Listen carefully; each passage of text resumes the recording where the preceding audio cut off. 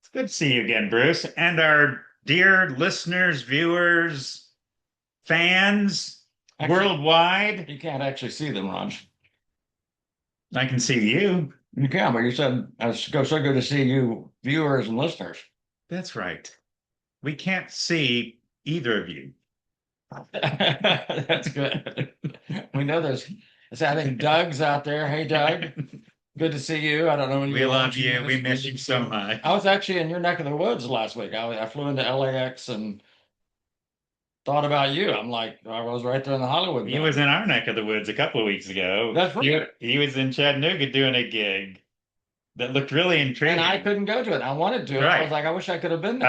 I had the same thought. Yeah. We're talking about our actor friend, Doug Bennett, who was in Nicolas Cage's Gone in 60 Seconds. That was part of his claim to fame. And the Geico commercial, The Pirate, which was really, really good. He's done so many things. Well, including all of the film clips that we did in the, what was that, When we were 70s kids. with the Brownie Super 8. Oh, our childhood. Setting Yes. Doug on fire was We so were. much fun. It was really good. Yeah, you enjoyed setting things on fire. I did. I love setting things on fire. I set Pyro man. houses on fire. I remember putting gas in it was a little honey, one of those squeeze bottles of honey. Remember those Oh no, you little, didn't. Oh fill it up no. with gas. Took it out to the house because we were going to shoot with the Super 8 Brownie. We were going to shoot scenes from the Holocaust and people being forced out of their houses by burning them down. So the Turner twins were in this, I remember. So I sprayed gas all around it, lit it. Well, the thing just went crazy. I mean, I had no idea. Well, Gasoline is real, folks. It's flammable. right. It's different than combustible, which is, I don't even know if I said that right. Combustible. Which is it? I'm not Someone sure. should let us know. But flammable is a whole different thing. Flammable is like poof. I mean, and it's because it's the fumes that are burning. A lot of people don't know this. If you have like a 55-gallon drum of gasoline and it's still, you can throw a match in it, nothing happens. Literally.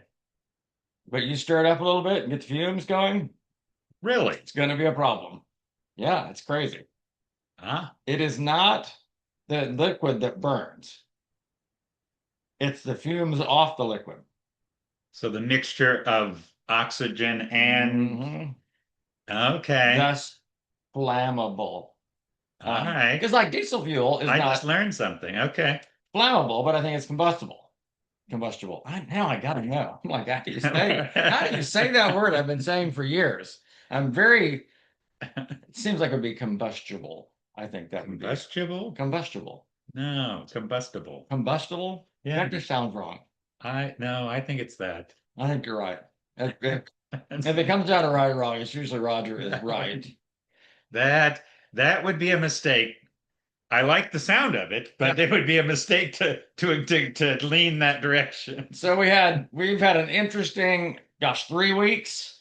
Uh, we all went to Florida last week of May, All right. and with friends and family, at last count, we had 45 people on the beach. There were a lot of people there. That was a lot. So many people. So many people. I had a You chance. shouldn't even be here. You should have never. There's so many times.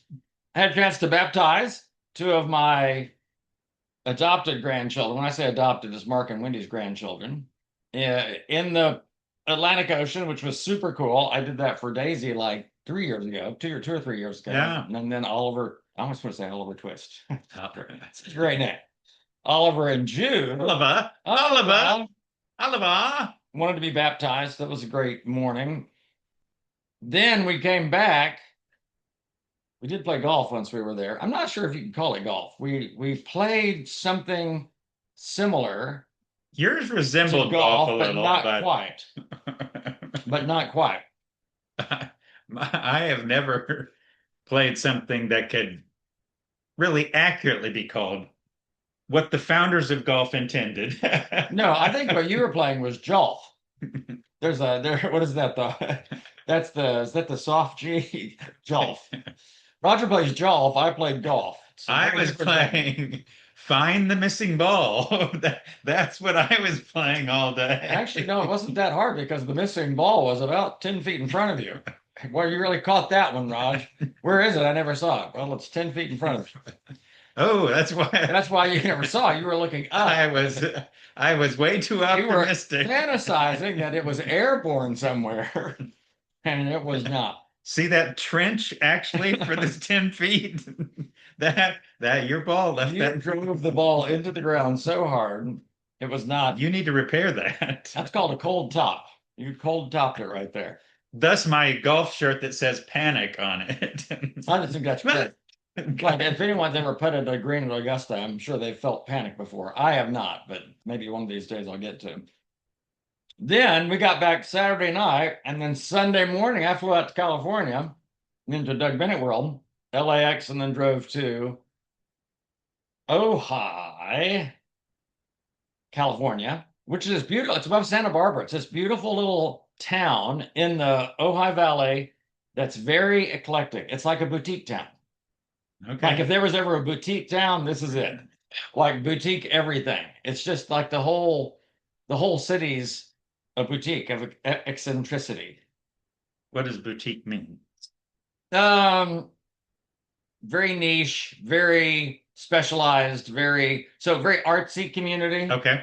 But Okay. it's obviously the perfect place for Rob Bell to hang out. Right. And the latest thing, and we were spending 2 days, a friend of mine and 10 other people were spending 2 days with Rob Bell, just work on projects, whatever we're working on, he was giving input on. It's Right. fascinating, it's sort of a, what I would call, it's like speed dating with a coach. It's speed coaching. That's what it is. Okay. Like you sit on the hot seat, we're in a half circle, everyone's watching you on the hot seat. You talk about your project, what questions you have. Rob gives input, you go back and forth. But it's interesting in this stage of his life, what he's into most. Okay. He's writing plays. Okay. He's writing plays, and he's got a guy who runs the playhouse down the street, and it's funny. Okay. He's enjoying playwriting and art. Right. So my buddy bought like one piece of art that he did for like $400. Like Okay. visual art. He's just a very artsy. He's a lot taller than you think. Yep. Dude's like 6'3". It's so funny when I've seen him on other things. I've thought, 5'8", five. I don't know Right. You might be looking down at it. exactly. That was not the case. But anyway, Hey, Rob. way I'm up working on there, this project. Yeah. Can you hear me? I'm so far away. So that was interesting. And then got back Wednesday night, and I don't feel like I've been recovering. It's just like I'm on California time. Still. Oh, Roger, yesterday I woke up at 2:20 in the morning. Gee, oh gosh. Went ahead and got up at 3. 3. Put a headlamp on, went out to the shop so I could look at because my brain started working out the framing. I figured out the framing for these two 10-foot doors on the front of the thing. Okay. You know how your brain just, and I've got storage Oh, above yeah. it, and all of a sudden I'm like, oh, here's how I can do the Something headers. clicked. Here's that, and then I'm gonna run the rafters this way, and then I'm gonna have another big old 2x10, 3 of them like put together, running into a post on the backside. That's gonna be perfect. And then we'll so I literally got up and I went out there, and then I made a list on my phone of all the things that I needed to order, and then made a Home Depot order Okay. like at 5 in the morning. But it's happened twice recently. But it's fun to watch the sun come up from there Oh yeah. because the sun, You've got to have an amazing. right, Yeah, the it's an sky amazing just view. starts lightening up. Yep. And then it's bright red before it comes up. It was really, really beautiful. Oh yeah. So last night, yeah, I took 2 Benadryl, Klonopin, whatever it took, and slept like 8.5, 9 hours. It Oh was good. lovely. But I'm still in that. I realized I'm still in sort of the semi-brain. It doesn't take 2 Benadryl. You're gonna have a little bit of a brain fog. It's like, why are we here? So Roger, what's our song for today? Roger was picking the song this week. Well, let's talk for a moment about the artist. Okay. So the song comes from U2. hmm Um, Written by the front man. I did look that up. Bono himself. Bono himself. Because I was curious if it was like a collaboration or Yep. the whole band wrote it. The band was credited with all the music. They did all that together. And Right. musically, it's a great song. I'd forgotten how much I enjoy just the way the song kind of builds and develops, and it is definitely an earworm. Yeah. But yeah. It's always fascinating, yes, who wrote it or the pairing of people Mhm. who wrote it. I just learned the other day that Take It Easy was written by Don Henley and Jackson Brown. Jackson Brown. I had no anyway, where that's a Interesting. so but you two, just a quick just look because I was looking at them, I got curious like what where they stand like album sales, that kind of thing I'm curious. among all the artists. Well, American sales, they come in like 22nd Okay. of all time, but where they rival one, the Rolling Stones, in this is tour revenue. Okay. What they have done, their tours, the income, the ticket sales, and to learn, which I didn't realize that they even sort of pioneered the in the round concerts that now the Taylor Swifts and the Ed Everybody's doing Sheerans right. and well, they were the pioneer, Okay. but the sheer number of it's like them and the Stones in terms of The highest number of people have people watched and them tour live. income, Yeah, live interesting. Okay. shows. And I knew that was all, they've got, is it what, Slash the guitar? I mean, they've got Mhm. and this great showman. I mean, they're just as in terms of, and putting on a great show. Um, anyway, it's just fascinating as a band. I didn't look up, I don't, but where the song, I still haven't found one I'm looking. That seems to me like their signature song. Where that ended up. Yeah. And I meant to look that up and I didn't. But that's the one I wanted to talk about. I still haven't found what I'm looking for. It's the number one song by U2. We're gonna find out right All now. right, this is live. With or Without You was their top song. With or Without You. Interesting. Huh. But it was off the same album, Joshua Tree. And that album, Number two on the list was still I Still Haven't Found What I'm Looking For. okay, And the third is Where the Streets Have No Name. Where the Streets Have No Name, right? Um, And then one. So those first three were off their 1987 album, Joshua Tree. Joshua Tree. And then one was off their 1992. Interesting. Okay.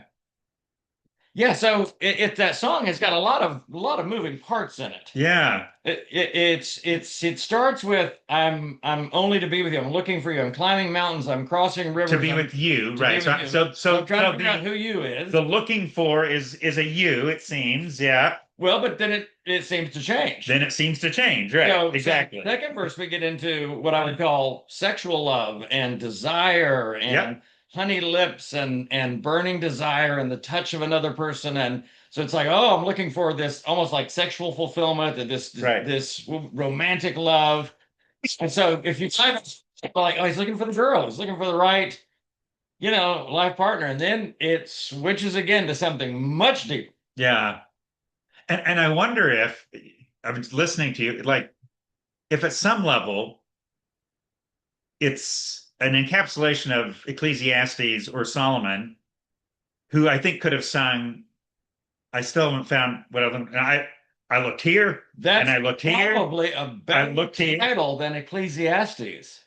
No, years ago, I did a series of messages on Ecclesiastes called "Life's a Bitch and Then You Die," because he kept coming up with, "I have done all of the things. I've done all the things." Right, I mean, right. he had the money to do all the things. Right. He had the power to do all the things, and he still said, "I still haven't found what I'm looking for." Right. And the Oh, this is interesting. closest he gets, is at the end, it somehow kind of circles around to God. And of course, Bono plays with that. I've explored that as well. Yep, I've spoken with the tongue of angels. I've held the hand of the devil. Right. It was warmer than the night. First one. I was cold as a stone. Second one. I've been close to God. And this is how I interpreted it. I've Yeah. been close to God. I've been far from God. What But I still haven't found what I'm looking for. even where, yeah, I've tried God, I've tried no God. I'll make the deal with the devil, or and still there's this, yeah, And then he finishes with, I believe in kingdom come, where all the colors bleed into one. right. But I still haven't found what I'm looking for. And I don't know if that's just because that's the chorus. But Yeah. Well, and then this very strong language around, Crucifixion. right, Yep. and this bearing of sin. You carried the You cross of carry my the shame. cross. Um, um, but yes, this phrase, yeah. Then the I still haven't found what I'm looking for. It, and I think part of the popularity, just think about how fundamentally human that is. Yeah. Where people, where like a Rolling Stones, I can't get no satisfaction. I keep trying. I'm looking. I'm pursuing. Again, Solomon. Everything. I'm not holding back on anything. I'm getting everything me wants, and I'm not getting actually what I Yeah, and the need. lead-in song for the Ted Lasso is, you can't always get what you want. You can't always get what you need. But if you try some, oh no, can't always get what you want. But if you try sometimes, you get what you need, which is an interesting thing. And then I thought that this song, U2 song, reminded me of Searching by Chicago. Chicago, searching for so long. I've been searching for so long, and I think it does speak to the human condition. Searching for yeah. So it's Oh, like, that song. I thought about actually. That's one song I've contemplated as talking about just because such a great song too, musically. but it does remind me, and I'm Yeah, glad you brought up Ecclesiastes. It seems like every time we get what we want, we're still looking for something more. That's the word I want to use, more. Because would it seems like it's not true, but it seems like if I get what I want, I'll be satisfied. I'll be content. and it never No, happened. you won't. Isn't that crazy? No, and all the things. If you think another song, "Looking for Love in All the Wrong Place," all the things that we think, and even this idea I've been reflecting on Spam caller. Should I take late it? of we feel like if I if I can make the world where I get all the things I want, um, yes, then if I'm at the center of the universe, it's almost like I think this universal, this age long, if I'm God, I and I don't need anybody, I'm in the center of the universe, I get all the things I want, then I'll be satisfied. But a we're not made for that. We can't carry that. That's and it's never satisfying. At some level, Mm, even part of what if I get back to that song, I'm a follower of Jesus. I believe in kingdom come. I believe what he said. I believe he carried my shame, and I believe, and that gives me hope. And but I'm still longing. There's still searching going on. There's still but what if, okay, it's like the juxtaposition of joy and sorrow. What if the human soul is designed for both joy and sorrow, lack and abundance? In yes. other words, if you only have abundance and you never experience lack, you can never actually appreciate abundance. There, Mhm. you can't appreciate it. It's when you've gone without something and then It's a good you word. Yeah. later experience it that you're like, oh, gosh, I Mhm. appreciate it's the whole appreciating what I have that I didn't know how much I appreciated Right. until I Till lost I the lost thing. it. And I know you did a face cast on that thing a while back. Yeah. This whole, like, how many songs were written about you don't know what you have till you lose it. Till you lose it. You don't know what you have until it's gone. So maybe there's a part of the soul that needs to experience discontent so that it can experience content, lack so that it can experience abundance, sorrow so that it can experience joy. Weeping lasts for the night, but joy comes in the morning. There's this, and I think about it when I think about pain relief because the other day, well, you don't know, but I smashed my thumb really, really, really Again? good. Oh, but I did it. You've got a couple of great smash Oh stories. God, no, I did it unfolding the little roller thing that you run boards on when you're cutting Yeah. boards. Well, it has a little fold out leg. Well, I was folding it out. Well, I didn't realize the leg came into it and man, it hit my thumb, and I was like, oh, it was so painful. And when it finally stopped hurting, I just felt joy. I felt relief. It was when I got stung by a wasp at New Smyrna. Gosh, the pain was so bad it put me on the ground. I mean, my and so, like, I finally got back to the room, put ice on it, and within seconds, I felt relief, and I'm like, my life is one. I have achieved everything that I want to achieve. No, it was amazing how much just pain relief juxtaposed against extreme pain makes you appreciate the absence of pain. I Right, appreciate how often my foot isn't hurting because I got stung by a wasp. right. So if we're so do you think there is any specific it that he's searching for, or is it just the searching for meaning in life? I asked AI what she thought the meaning was. She was like, he's looking for a spiritual fulfillment in the meaning of life.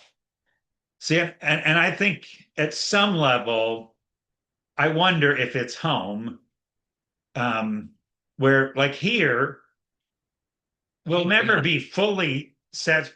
Now, we have the Jesus who died for, and we have the Spirit walking with us, but it's not finished. We're not home. So at some level, what there's still always the longing. What I'm ultimately searching for may be Eden, maybe Yeah. I still, because I have the hint in my soul, it's there, and the hint in the soul is right. It is And I experience pieces of it. pieces, but I was made for the whole thing. I wonder if this is Yeah. me. I don't know what he was saying, but I look at that and wonder if it just speaks to this.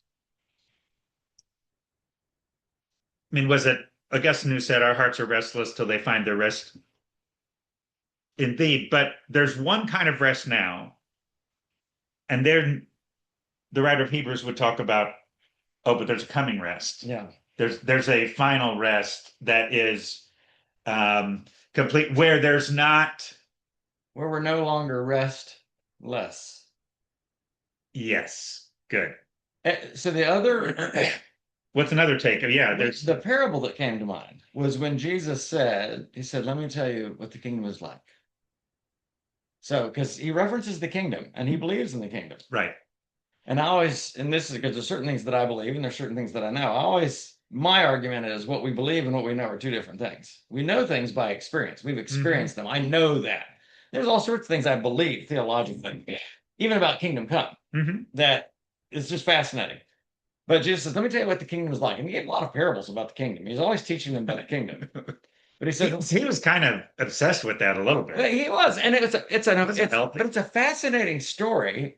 Just the way he tells it. There's a guy that's in a field. Now, of course, me, there's part of me like, why is he in a field? And why is he in someone else's field? He's trespassing. It's not his field. Just said, let me finish I this. realized in first century culture, they don't have the same sense of personal property boundaries that we have in Western America. Right. Like we would have it fenced off, cordoned off. You can't, but travelers could go through anyone's field. That's just the way you do it. It's the shortest point between A and B. Right. You're going through there, unless it was Samaria, then they're going to make a big And there are huge parts of the world where that's when we in Ethiopia, that was, Roger. Even in yeah, Europe, there's like open camping. You can camp on people's property as long as you're not within 100 feet of their house.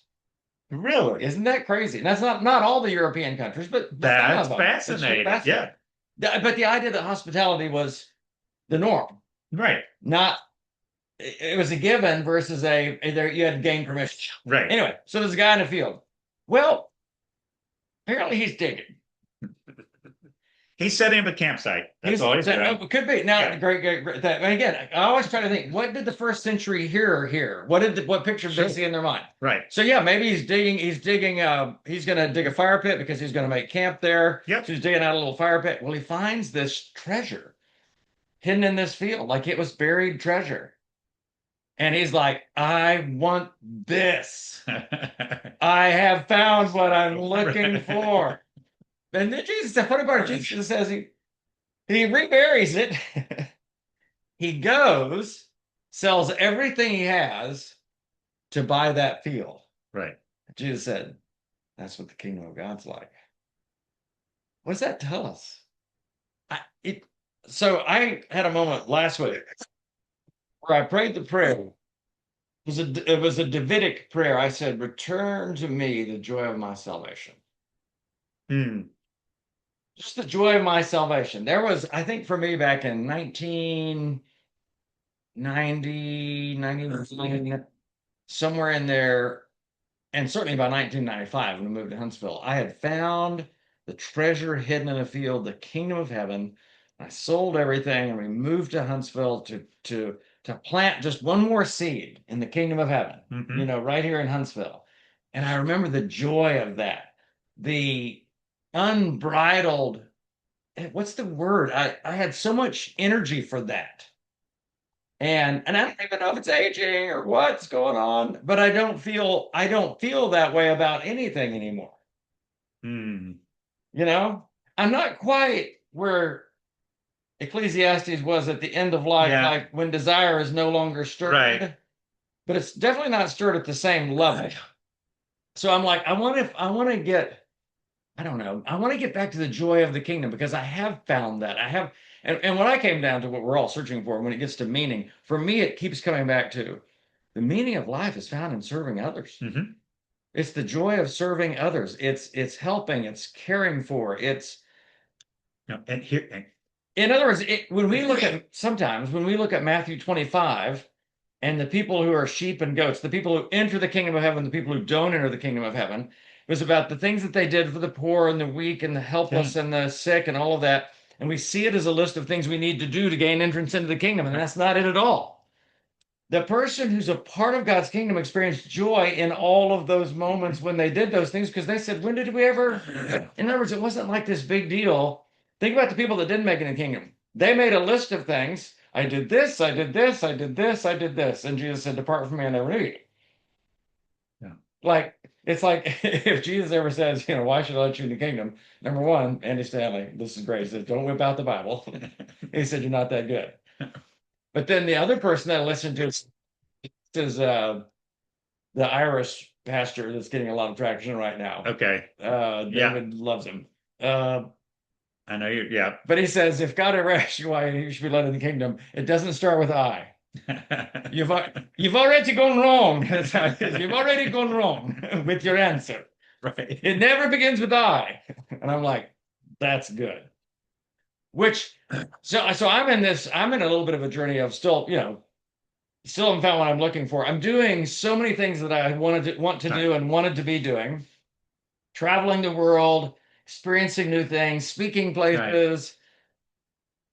We have a farm, but I have that nagging feeling. The song ministers to Resonate. me, Yeah. resonates with me. Like I still haven't found what I'm looking for. Maybe I've achieved certain things that I wasn't sure I was going to achieve, but I still haven't found what I'm looking for. That the rush of the finding what you're looking for only lasts so long. I remember 2012 when I had a book published. Like it's just a big deal. Yeah. Like a Sure. Oh book. gosh, I really. got a book published. I mean, I wrote the book. I finished a book, which most people are like, "You got to be kidding me." And it sold more than Uh, probably most people who write a book. Sold more than a few copies, Right. and the rush didn't last long.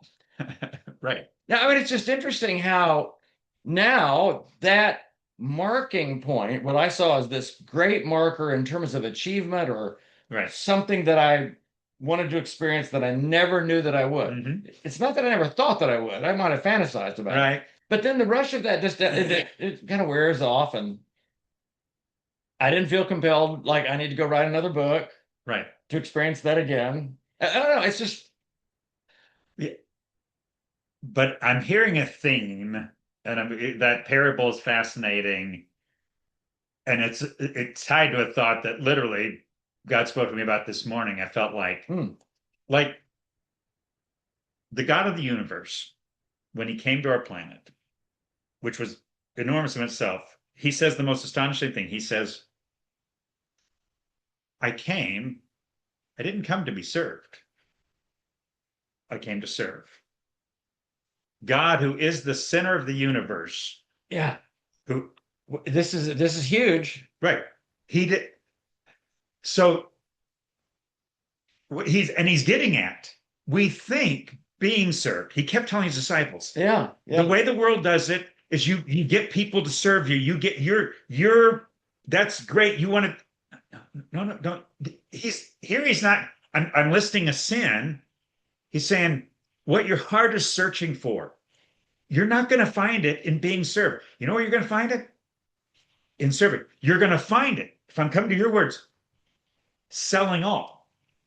I think I'm getting chills just think, but I think Oh my gosh. wherever we give up to bless, to serve, where the places where joy comes is selling and giving up. We again, everything in our culture says get the world to work the way you want and get the things that you want. Or buy the You thing, buy the things, which is getting, and then accumulating things is going. and then That's gonna be it. and then you get the thing and you realize that's not the thing. It's not. There's a what I call this fleeting joy. It's just I don't even know if that's joy, happiness, contentment. I finally got this thing that I wanted. I Yes. remember like the last car I bought, 2022. It was like finally got this thing, and now I'm like, that's really an expensive car. I should probably sell it. No, and that's like 2.5 years later. You know what I'm saying? In other words, I don't feel the same way about the Yeah. thing that I felt about the thing when I bought the thing. Right. But I do realize, and I shared this with a client yesterday, and it brought me a certain amount of joy realizing this is where I live. Because the other thing, and we've talked about this on the podcast, so I don't want to oversell it, but Sell it. sell it. Sell it. But Jesus, unless you give up everything, you can't even enter the kingdom. You can't be my disciple unless you get the way it says, unless you give up everything. Which means you're let go of everything. So what got you So my to take? it is, but the beautiful thing that I share with this client is, but you realize, and a lot of people see that as a loss. I'm like, no, well, you realize once you give up everything, you don't have to worry about anything. Think about that. And I shared with this person, I said, I've given my health to God. I've given my life to God. I've given my family to God. I've given my children to God. I've given my children's children to God. I've given my cars to God. I've given the farm to God. I've given my work and ministry to God. I've given my finances to God. Guess what? I don't have to worry about any of those things. Yeah. It's the most freeing thing in the world. And it's one of the ways that God serves us. He's like, Bruce, let me serve you. Let me take Let me that. take all those Yeah. things. Yeah. Roger, when Marlene and I are just watching a Netflix thing, it's like every 2 out of 3 commercials that come on in between are fear-based commercials about your health, about how to make your health better, how to live longer. Now, the side effects are horrendous. Like limbs are going to fall off. But the promise. But the promise of it's going to make your life, but all these fear-based, I'm like, but we don't actually have to worry about health. Jesus even said this, and I know a lot of people are going to disagree with me. It's okay. But I just believe it. He said, you can't even add an hour to your life. Well, I thought I could add an hour by eating healthier and exercising and all. You can't even add an hour to your life. So why do you worry about the rest? He says, if you can't do this very simple thing, why do you worry about the rest? Jesus is constantly trying to free us from control and gain and have and keep. And he's saying, give up. And then when we give up, guess what? We're free to serve. It's like I don't own anything. I'm free to serve others, care for others. And you just said something I never thought about. I thought Jesus was saying it like demonstratively. The Son of Man came not to be served, but to serve. I'm showing you what to do. He was actually saying this is the essence of God. Yeah. This is what God does. Who being in very nature God made himself a servant. That's not he became a servant in spite of that. That is the in very nature of God. As his expression of God, he became a servant. That will preach. Can I use that? That is so good. You will anyway. I will. I just thought it was right to ask. I won't credit Roger. But there is where he's getting at is we're made in the image of God, who is a servant at nature, who loves to. Father, Son, and Spirit have been serving each other and loving each other. That's what we were made for. So we're always going to be searching. The enemy is saying, if you get what you want, that is, you're going to find what you're looking for. If other people are serving you, right. And then you've got what you're looking for. Don't you understand? You're back to my nature. You're back to Eden. You're back to the way it was supposed to be. When you're looking out for others, when you're caring, this is what you're looking for, and you're not going to find it. Right. And all the messages in our culture. AI is saying the message, you can get everything just the way you want it. Advertisers are saying, right, you deserve it and you're worth it and you look out for yourself. Nobody else is going to do it. You take care of this. You protect you. And it's not in protecting and looking out for, it's serving, selling, investing in others, giving. Jesus been saying all the time, it's better, it's more blessed to give than receive. That's just true. And we had a brief discussion before the podcast. Roger was talking about how AI is now, you can create AI companions. Right. And the AI companion knows everything that you like and that you want. And so it's an AI companion that has everything you want and nothing that you don't. Right. But you realize the one thing that you can't do with an AI companion, you can't serve them. No, They're serving you. they don't need anything. 100%. They Right. don't need anything. And Roger, You're God. it's the epiphany I have at least once a year. But when I focus on serving Marlena, seriously, Right. instead of ruminating about all the ways that I would like to be served by Marlena or the ways that I feel like she Yep. should be taking care of me, I end up sideways with her. At least in my brain, I do. But then if I'll just go, but I'm here to serve. I mean, and God reminds me all the time, Bruce, your job is to love, serve, and care for Marlena. And he always says care because you can serve with an eye roll. That's not good. Okay. If you're serving with an eye roll, it's not helpful. Caring means I'm serving you and I'm enjoying serving you. There is, and I think there is maybe enjoy. Maybe that is where we find this joy, serving others, It is. contentment, joy, fulfillment, meaning. You can find what you're looking for. It's just that it's not at all what you think. And if I think about it, like on the other side, heaven, we're going to be serving. The idea that I'm just going to sit back in a mansion and I'm going to be just getting everything that's actually, if that's your vision, It's a little absurd. right, you've missed a few things. Well, and it's the problem with destination theology. This is a discussion we had last week with Rob Bell and others. It was the whole idea of destination theology is it's sort of like your time on earth doesn't matter. It's just we got to get you to the right destination because there's only two, and one of them is good. It's like the whole series that came out, The Bad Place. Okay. You've got the bad place and you've got the good place. You want to get to the good place, but there's going to be serving beyond this realm, the new heaven and the new earth. Jesus even talks about ruling with him, and I don't know what that's about, unless it's like we'll have rule over cattle and horses and whatever other creatures, that I don't know all of that means, but it's definitely you're working, you're serving. Even in Eden, Right. he said, I've given you work to do. Right. We're made for serving. Right. And guess what? Adam, when he's working the garden, or Eve, when she's working the garden, she's serving her spouse at the same time because they're both going to eat from that. And it's this thing. And maybe this is what I thought about so beautiful about Naked and Unashamed. Until that moment, Adam and Eve, until the moment of what we understand as original sin, they had never, ever, ever, ever been self-conscious. They had never been conscious of self. Roger, it's the absence of ego, which is because I've been reading some psychology stuff. Yeah. It's like the absence of ego is like it's like the top level of like self-actualization. Right. Now, I would call it's the top level of spiritual maturity, knowledge, understanding, Right. where we're no longer self-conscious, and then we're free to serve because we're not even thinking about the fact that we're serving. It's the right hand doesn't know what the left hand is doing. We're not even thinking, I'm serving Roger right now by rubbing his shoulder. I sure hope he appreciates this. And I think on the others, or when the work is completed, it's yes, I'm totally unconcerned. Like Father, Son, and Spirit, totally unconcerned who's in charge. I'm totally in my healthiest, I'm totally unconcerned with whether. And what's that sort of there's so many ways that you can take the garden story and the Adam and Eve story, and there's so many takes on it, what the original temptation was, but I just realized Adam and Eve had never thought about what they didn't have until Satan said, whether there's something more. And they're like, more? What's more? Oh, it's more. It's more than you have now. But we have everything that we need right now. God didn't tell you about. Oh, there's more.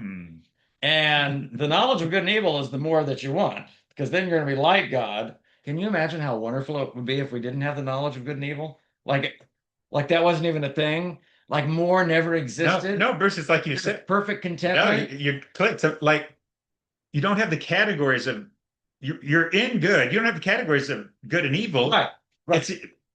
But even the thought, Oh, you're missing out on the experience of evil.